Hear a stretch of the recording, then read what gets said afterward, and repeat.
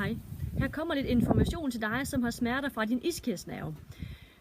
Ischæssymptomer er egentlig et udtryk for, at du har ondt i benet, og typisk snakker man om smerter helt op fra ballen og ned til lægmuskulaturen. Så ischæs er egentlig kun en betegnelse for, hvor du har ondt henne. Og nogle gange så møder jeg en misforståelse blandt folk, jeg snakker med, fysioterapeutstuderende og patienter, der har fået den opfattelse, at hvis du har noget med ischæsnerven, så er det fordi ischæsnerven er blevet for kort, og det vil sige, at den skal strækkes i. Men faktum er, at det er ikke så mange ischæssymptomer, der egentlig skal strækkes i. Langt de fleste er noget, der skal skubbes på plads, fordi der har været noget, der har trykket på ischæsnerven. I bund og grund så kan man snakke om tre sådan grundlæggende forklaringer på ischæssymptomer.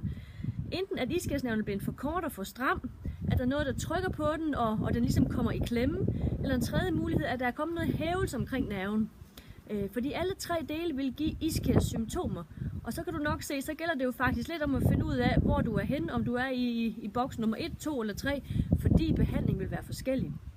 For at give dig et eksempel på det her med strækøvelse på ischæsnerven, så skal man forestille sig, vi leger til det her gule elastik, det er din ischæsnerve. Nu går jeg lige lidt på afstand her.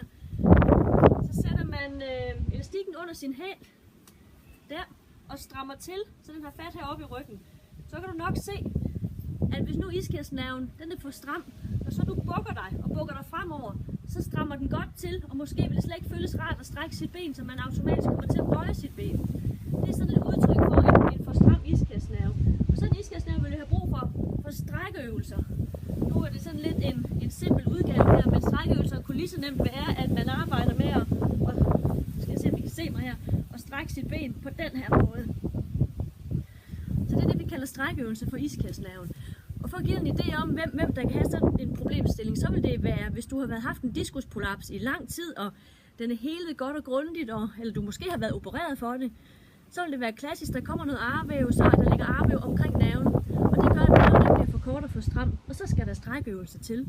Men langt de fleste ischæssymptomer er noget, der kommer pludselig opstår spontant, hvis man har gravet have, eller skovlet sne, eller i det hele taget belastet sin ryg.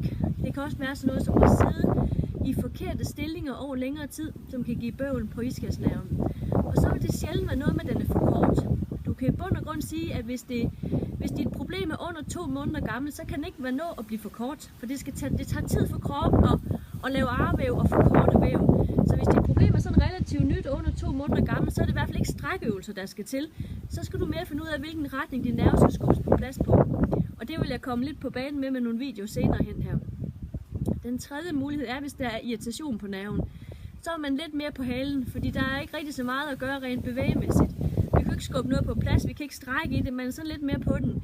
Men det man kan gøre, hvis der er irritation på nerven, det er, at nerven vil have gavn af, eller ryggen som sådan, vil have gavn af at blive bevæget og få små, så man kan let motion og små bevægelser, og gerne hyppigt. Men jeg tænker, det er noget, jeg vil komme med et input på sådan helt separat senere, fordi det er en historie for sig.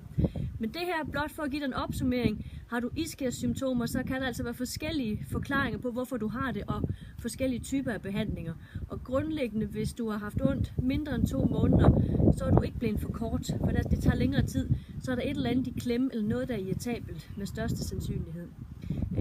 En lille krølle på historien er, at man snakker om, at måske kan sådan noget som ens bækkenled og ens hofteled og faktisk også hasemuskulaturen kan lave noget ballade, som kan ligne ischæs. Så der kommer sådan lidt nogle ekstra forklaringsmuligheder og nogle joker med i spillet her. Så det er altid en fornuftig ting, hvis ikke du allerede ved, hvad du fejler, og tage fat i din kiropraktor, fysioterapeut eller privatpraktiserende læge og få et bud på, hvad der er lige præcis tilfælde i din situation. God træningslyst. Tak for nu.